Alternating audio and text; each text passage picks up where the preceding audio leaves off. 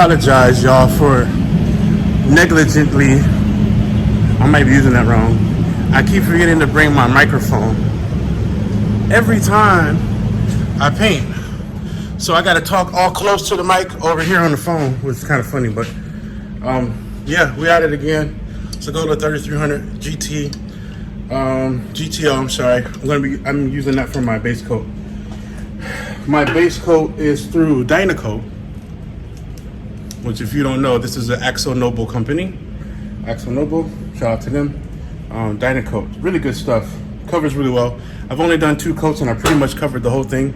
I'll walk back in there with a light to show you. I'm gonna mix a little bit more so I can do another coat. This one will be lighter. I'm gonna go right over the top of everything. Try to cover anything that I might have seen because as you saw, I had primer spots all over it. So I'm just gonna go back again. Probably do one more coat, which will be coat 3.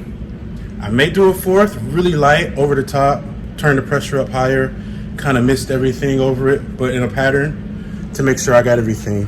I'm gonna pause this. I'm gonna grab my light and I'm gonna show you what I'm talking about, and we'll see if we can find anything not covered and not.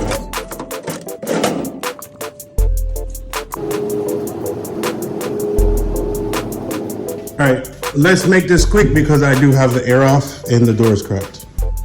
So if you look closely, I don't know how well you can pick it up on the light, but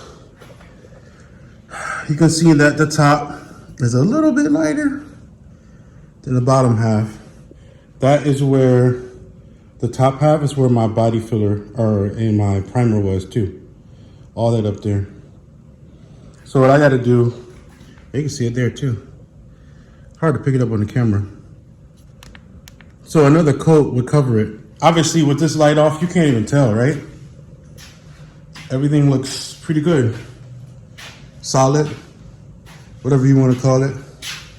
Whatever the new people terms are.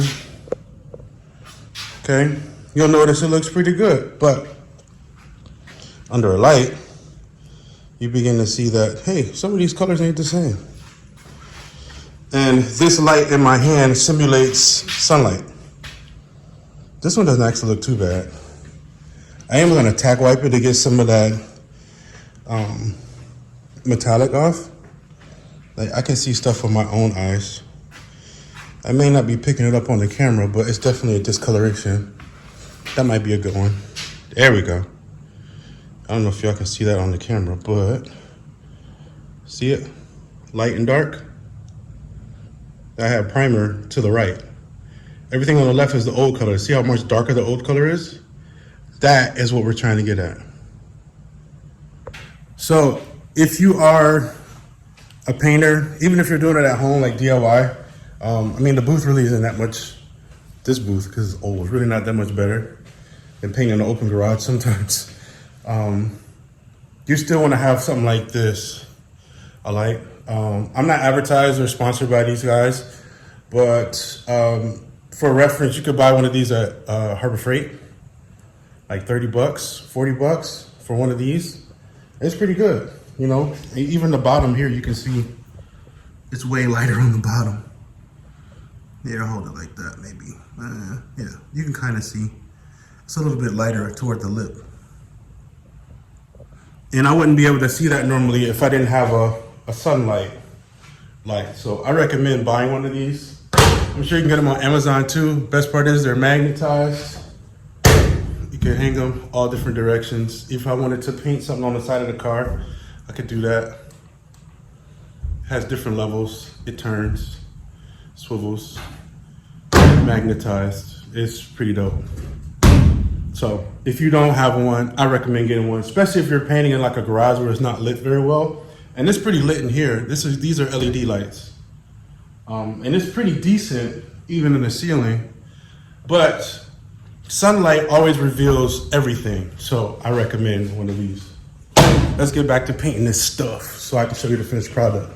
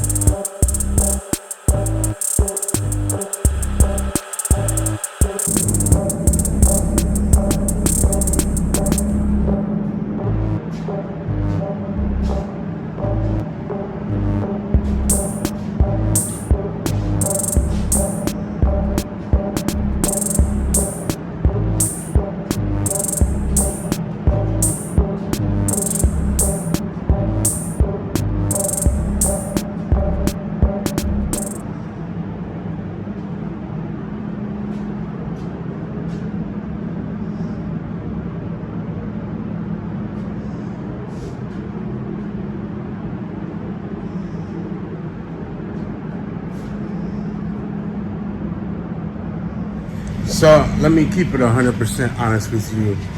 I don't know if I love it. I like it, but I don't know if I love it. I think I have a problem with like being a perfectionist, and I'll keep it real. When I was doing the base coat, that particular metallic is very hard. It has a lot of silver. So I played with the adjustments. I went up in PSI. I didn't reduce it as much. Trying to figure out why I was doing that, and still having some issues. I think it came out pretty good for the most part. I don't love it though. I'm just straight up with you. And usually I try to love it. So I'm gonna give it a day, a night to bake, because I need to reset. I'm gonna go home, do my thing with my fam. When I get back, I'll look at it outside in the sun and see if I love it. If I don't, I'm probably gonna redo it, just because that's how I am. It shouldn't be that bad. I probably can just 600 sand it, add some more metallic on top, and redo it. Only problem is I have to buy more metallic. So we'll see what happens. That's where I'm at. Not everything goes perfect. Everything can't be right the first time. That's just what it is. Some stuff comes out amazing. Some stuff you gotta work out. That's just what it is. You gotta be patient with the product. Like I said, I went back and even reread everything to make sure I mixed it right, which they recommend 2-to-1 mix ratio. I usually do a little bit more. I usually reduce it a little bit more, but even when I did it with their suggestion, even with the amount of PSI pressure, it still looked the way that I didn't want it to look, which it looked textured, which I don't like. I'm gonna talk to the manufacturer tomorrow because it's after hours, see what he says, and get back to y'all. All right, y'all. So I don't know if you were paying attention, but I was saying yesterday that I wasn't sure if it was gonna work because of the conditions I was having, some issues, which it came out a little dirty in spots, especially over here on the sides. Well, not really this side, but the other side. So I decided I'm gonna redo it. See the dirt. Also in the sun, the color didn't match very well. I had like dark and light spots for some reason. Looks like I was having some other issues, so I'll explain that real quick. So the issues I was having at the time, it's about 90 degrees in that paint booth. With that being said, you got to use a slow hardener or extra slow hardener, and I was using a medium because that's what I had.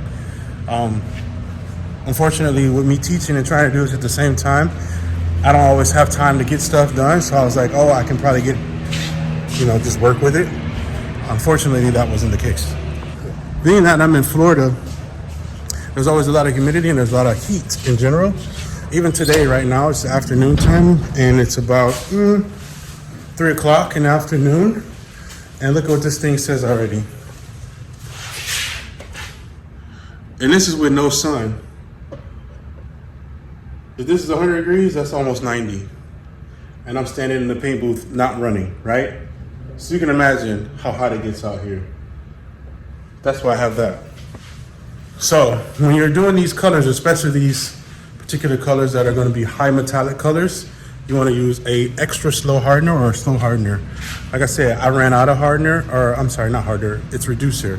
I ran out of the reducer. I only had medium reducer. Being that it's so hot in here, it wasn't working. So I'm going to have to redo it, but I'm fine with that. I just went on ahead and clear coated it to see what it would look like, and just like I said, it looks terrible to me. He probably wouldn't have noticed it, but when you want to do a good job, you want to do it the right way. You don't want to have to redo stuff after the person sees it and doesn't like you for the job you did. I'd rather just do it the right way the first time and be done with it. So I have 600 wet sandpaper. I'm gonna do this whole thing with the 600 to smooth it out. After I smooth it out, then I'll be doing another coat of the blue, and then I'm gonna clear coat it. So I actually already got the paint. So I got that, and that's it, man. Let's just get it going. We'll wet sand this whole thing and see what it looks like.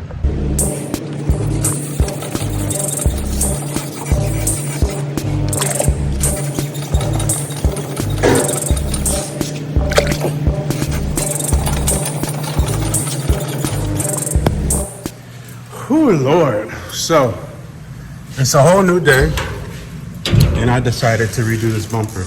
I didn't record the process because I didn't feel like it. And I'm busy. I'm a teacher. So this is what it looks like now after redoing it all. And I'll go over it again with you. Oh, look, my Randon. Oh, it looks good.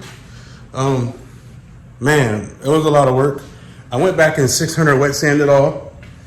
And then I had to go back and buy a slow reducer because the problem I'm having is it's so hot in here that I can't keep up with the weather. Right now, you see the weather?